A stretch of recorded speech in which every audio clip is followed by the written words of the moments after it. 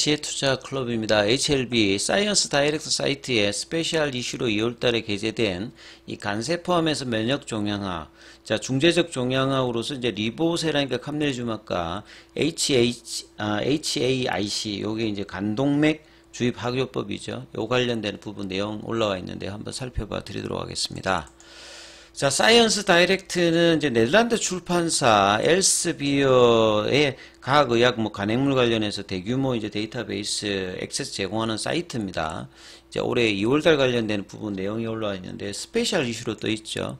요 IR 관련되는 부분은 중재적 이제 방사선학, 그러니까 보통 우리가 기업 설명회라 알고 있는 IR하고 좀 다릅니다.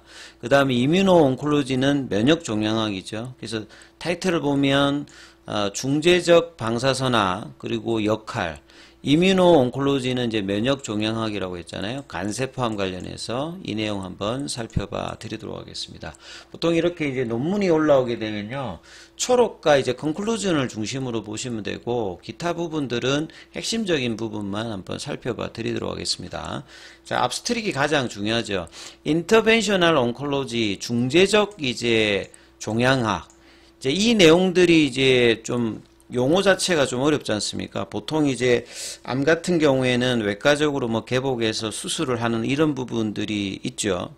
그 다음에 이제 내과와 이제 외과를 좀 중재한다는 개념으로 이제 인터벤셔널이라는 용어를 씁니다. 그러니까 임상에서도 쓰고, 그러면 이제 어떻게 중재를 하느냐, 대표적인 부분을 쉽게 지금 이제 설명을 해드리면, 우리가 색전술이라고 하는 부분들이 대표적인 어떤 부분에서 이 중재적 어떤 시술 중에 하나입니다. 수술은 아닌데, 수술이라고 하면 우리가 병변을 뭐 절개해 가지고 원인을 제거하는 뭐 이런 부분이잖아요. 근데 이제 중재적 시술은 보통 영상 장비 이런 것들 통해 가지고 인체 내부를 관찰하면서 체내에 삽입해 가지고 효과를 내는, 그러니까 수술에 비해서는 이제 고통이 좀 최소화되면서 진단이라든 치료를 할 수 있는 어떤 부분이, 이게 이제 기술이 많이 발달돼서 하는 부분인데, 사실상 이제 이 테이스라고 하는 부분이 1970년대 일본에서 이제 이게 사용이 되었거든요. 그러니까 보통 간암 같은 경우에는 진단이 되게 되면 수술할 수 있는 경우 확률이 20% 정도 미만이고 대부분 80%는 수술하기가 힘든 어떤 상태죠. 그렇기 때문에 어떻게 하면 좀 치료를 할 수 있을까 고민하는 상황에서 나왔습니다. 그래서 이제 간의 어떤 이 장기 특성들을 좀 알면 되는데, 보통은 이제 산소나 영양분들을 동맥을 통해서 받죠. 근데 간 같은 경우에는 소장대장에서 이제 흡수된 영양분이나 산소 같은 경우를 이 간 문맥, 이게 이제 정맥이거든요. 근데 특수하다 해서 그 간 문맥이라고 합니다. 여기서 한 80%를 받고 두 개의 혈관을 들어가는데, 그 다음에 간동맥도 있습니다. 여기 한 20%를 이용합니다. 좀 다른 장기하고 좀 특이한데, 근데 간암 같은 경우에는 간 문맥을 통하지가 않고요, 간동맥을 이용한다는 부분들이 이제 특수한 어떤 형태죠. 그렇다 보니까 이제 그러면 수술하기 힘든데 괴사를 좀 시키기 위해서 간동맥을 막아가지고 항암제를 투입하는 게 색전술이거든요. 그래서 이런 개념들이 이제 일본하고 한국, 특히나 이제 아시아권의 간암 발생률이 높기 때문에 이런 부분들이 이제 개발이 되어서 지금도 많이 쓰고 있습니다. 그래서 이 간암의 병기에 따라서 초기면 수술이라든지 이식이라든지 절제, 그 다음에 고주파, 이런 국소 치료 같은 경우를 하고, 이거보다 이제 간암의 크기가 커버리게 되면 색전술을 하는 경우가 있고, 그 다음 병기가 더 진하게 되면 이제 전신 치료로 이제 항암제를 혈관이나 이제 주사 형태로 넣어서 경구형이나 주사 형태로 넣어서 이제 치료를 하는 형태다, 이렇게 봐야 되겠죠. 그래서 치료 옵션 자체가 여러 가지가 있는데, 이 논문의 핵심 부분은 면역항암제가 나오고 난 다음부터 이 병용 관련되는 부분이 그냥 전신치료제 형태로 고정되어 있는 게 아니라 여러 앞단계의 올 스테이지로 간다는 거죠. 그러니까 색전술에도 쓸 수가 있고, 네오어주반트라든지 어주반트라든지 유지요법 요런 데 같이 이제 섞여서 지금 이제 로슈나 아스트라제네카나 그 다음에 이제 에자이 같은 경우에도 이런 어떤 임상들을 하면서 치료 옵션들을 확장하는 어떤 부분을 하고 있는데, 리보세렌과 캄네주막 같은 경우에도 AIC, 그러니까 여기 이제 간동맥 주입 항조법이거든요.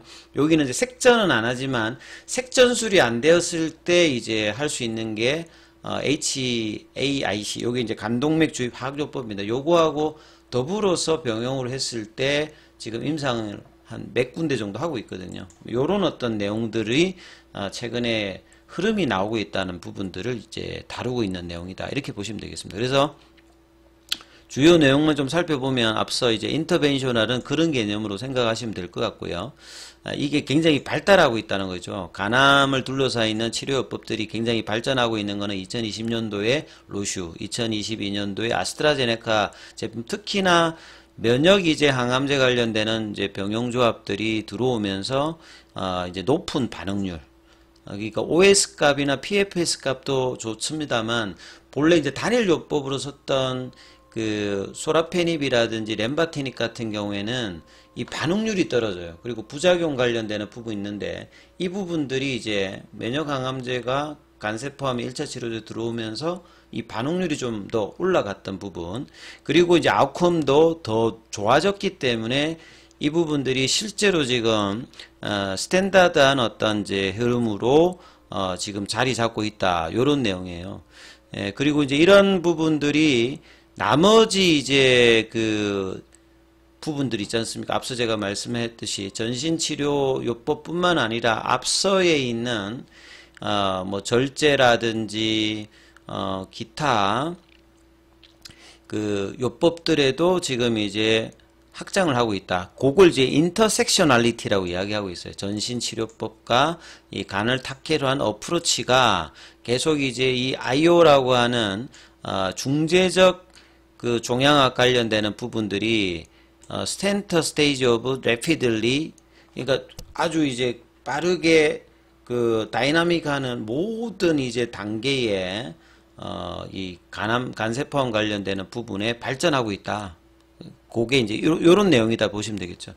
앞서 이야기했듯이 따로따로 존재하는 게 아니라 1차 치료제로 전신치료제 허가받았던 게 앞서에 있는 이제 치료 단계, 수술을 제외하고 난 다음에 네오어저반트, 어저반트, 뭐 색전술, 그 다음에 이제 뭐 경동맥 하악 색전술 말고 이제 간동맥 주입 하악요법 이런 데까지 확장을 하면서 하고 있고, 이걸 이제 진행훈 회장도 리보세라님의 이제 간암 관련되는 허가를 받고 난 다음에 바로 이제 네오어저반트라든지 어저반트 이 색전술 관련되는 부분을 임상을 항서제약이 이제 여러 단계로 하고 있기 때문에 바로 이제 결과가 좋으면 삼상으로 진입할 수 있는 요 이야기들을 지금 하고 있는 게 요런 어떤 이제 그 환경에서 나오는 부분이다 보시면 되겠죠.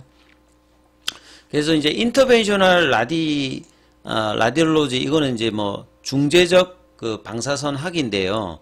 여기에 보면 이제 바이옵시는 이제 뭐 생검 관련되는 부분인데 보통은 이제 조직 생검 해가지고 조직을 떼내가지고 뭐 하는 건데, 요즘에 액체 생검도 항암에서 많이 하거든요.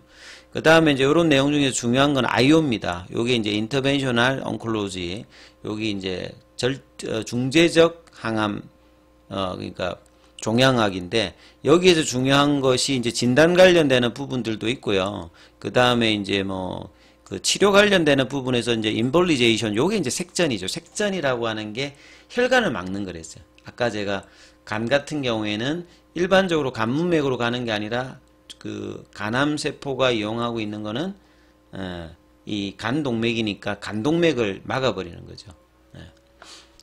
그 다음에 이제 증상을 이제 팔리에이션 같은 경우는 이제 완화하는 여러 가지 부분이 있는데, 색전술 관련되는 부분. 근데 이제 이걸 아무 데나 쓸 수 있는 게 아니라 수술하기에는 종양 크기가 좀 큰데, 이제 간암의 어떤 병기로 보게 되면 여기 보면 BCLC가 있잖아요. 요게 좀 낮아야 돼요. 그러니까 BCLC가 0에서 이제 A, B, C, D인데 요게 이제 등급이 좀 낮은 상태에서 간암의 어떤 이제 정도가 높으면 이 색전술 관련되는 부분이 효과가 없거든요. 그래서 이제 수술하기는 좀 하지만 그 다음 단계 부분에서 색전술을 많이 쓴다. 요렇게 이해하시면 되겠고, 그 관련된 어떤 내용이고, 그럼에도 불구하고 하우에버 이런 게 좀 중요하잖아요. 잠재적인 이익 관련되는 간을 방향으로 하는 어떤 치료법 관련, 특히나 이제 진행성 간세포암 관련이 여전히 지금 탐구되고 있다는 거죠. 특히나 그 익스트라 이제 헤파틱 디지즈 이제 그 이게 이제 뭐 간암 관련되는 부분 외에 이제 질환이 그 들어오는 어떤 부분, 예, 요 관련되는 부분. 그래서 이제 여기에서 보면 이 에자이의 렘바티닙하고 이제 테이스 색전술 관련되는 부분을 렘바티닙하고 비교를 하는 임상도 에자이도 하고 있고요. 뭐 이런 내용들도 있고 이제 투데이트는 지금까지 ICI죠. 요게 이제 뭐 면역감을 캄릴리주맙도 여기 해당되는 거고, 예. 그 다음에 뭐 티센트릭이라든지 그 다음에 아스트라제네카 제품들 여기를 이제 포함해서 이제 두 개가 실질적으로 요 아테졸리주맘, 요 티센트릭하고 베바시주맘, 그 아바스틴이죠. 로슈 제품하고 두발륨과 트레몰리주맘, 요거는 이제 아스트라제네카 제품입니다. 요게 이제 the first line standard of care. 그러니까 1차 치료제 표준이 지금 되어 있는 상태다. 요 이야기를 하는 거고요.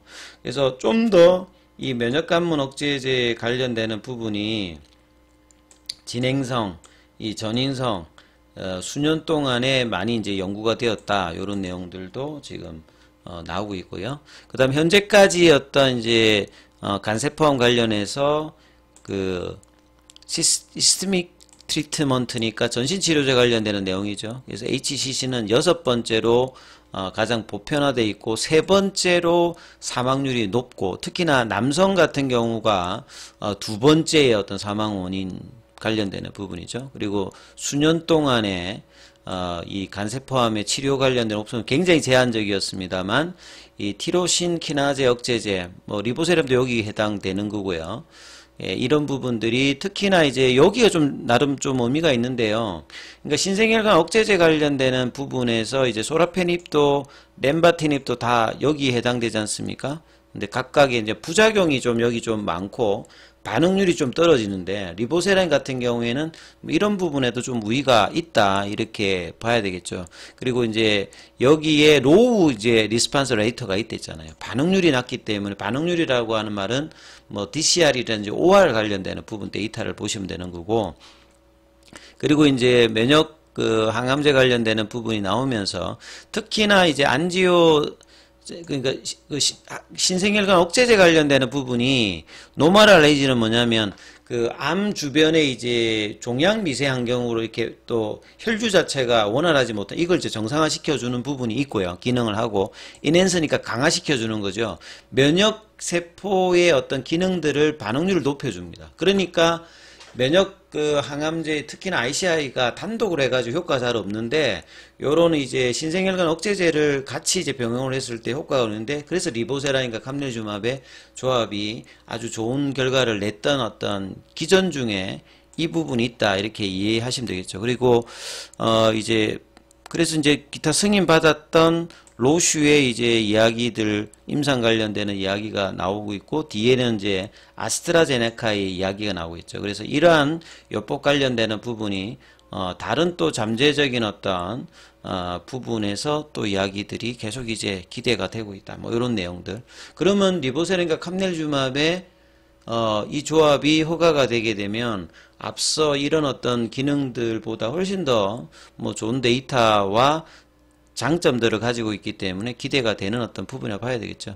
그래서 이제 여러 지금 진행성 그 간세포암 관련되는 부분에서 이 이뮤노테라피 그 면역 치료제 관련되는 부분에서 단독으로 대부분 못 쓰인다고 그랬잖아요. 그래서 보시게 되면 이 데이터 중에서 생존 전체 생존율이 가장 높은 게 여기 나와 있잖아요. 그죠? 캄릴리주맙과 리보세람 22개월이고 그 렘바티닙과 키트루다 관련되는 21.2개월 나왔습니다만 통계적 유의선을 확보를 못했죠.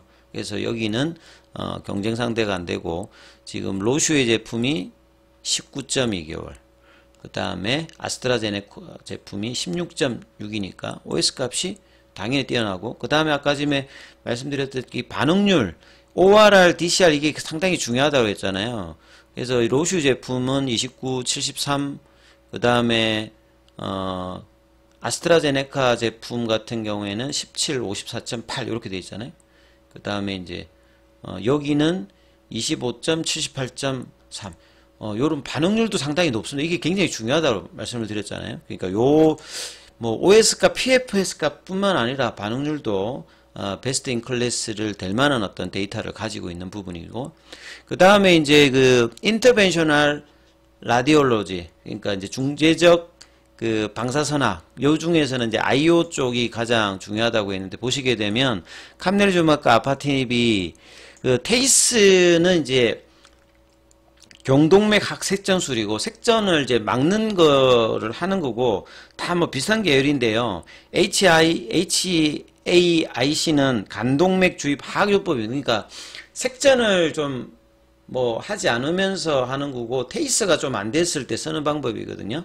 그래서 여기 관련해서 보면 페이지 3 3상으로 지금 HAIC를 한 것과 안 한 것, 그 다음에 또 여기도 보면 숫자도 좀 이제 임상 숫자가 좀 다르면서 진행하는 또 3상이 또 있고요. 또 2상에서 트리플 2가 있죠. 그래서 여러 이제 관련되는 임상을 지금 확장을 하기 위해서 항서제약이 R&D를 얼마만큼 많이 하는지를 알 수 있습니다. 그러니까 2상, 3상이 굉장히 많이 올라와 있다, 이렇게 보시면 되겠죠. 자, 그리고 그 뒤에 내용들은 보시게 되면 이 IO 관련된 옵션이 한 거의 절반 정도의 환자들에게 사용될 수 있다는 거죠. 그러니까 이 부분들을 안 할 수가 없으니까 이제 기타 그 경쟁사들도 하고 있고, 항서제약도 여기에 굉장히 속도를 높여서 하고 있는 상태입니다. 그리고 이제 future is perspective 관련되는 부분 내용이 있고, 마지막에 결론이 중요하겠죠. 예, in conclusion에서 intersectionality, 아까 저게 중요하다 했잖아요. 이 전신 치료제 관련되는 부분이 단순히 그냥 1차 치료제로 그 병기가 이제 수술하기가 힘든 그 환자에만 사용되어서 그 간암 시장에서 적용되는 게 아니라, 앞서 있는 수술이 불가능한 이제 중간 단계, 초기 단계의 이런 어떤 색전술 가지고도 같이 병용해서 효과가 뛰어나서 이제 거기까지 확장을 계속하고 있고, 여기에 항서제약이 임상을 하고 있기 때문에 승인을 받으면 이 부분도 상당히 이제 유망한 어떤 부분이고 R&D가 진행되고 있다는 걸 알 수 있기 때문에 이후에 어떤 모멘텀이 기타 암종에 관련되는 뭐 폐암이라든지 뭐 대장암, 난소암, 뭐 이런 어떤 고용암 뿐만 아니라 간암 관련되는 확장들도 상당히 많고, 이 간암의 어떤 치료제가 굉장히 옵션이 낮기 때문에요. 그래서 기존에 허가받은 약물로서 요런 부분을 우위를 점했을 때 상당히 의미 있는 어떤 결과들을 계속 낼 수 있는 부분들이니까 요런 흐름들도 이해를 하시면 좋을 것 같습니다. 자, 여기까지 하겠습니다.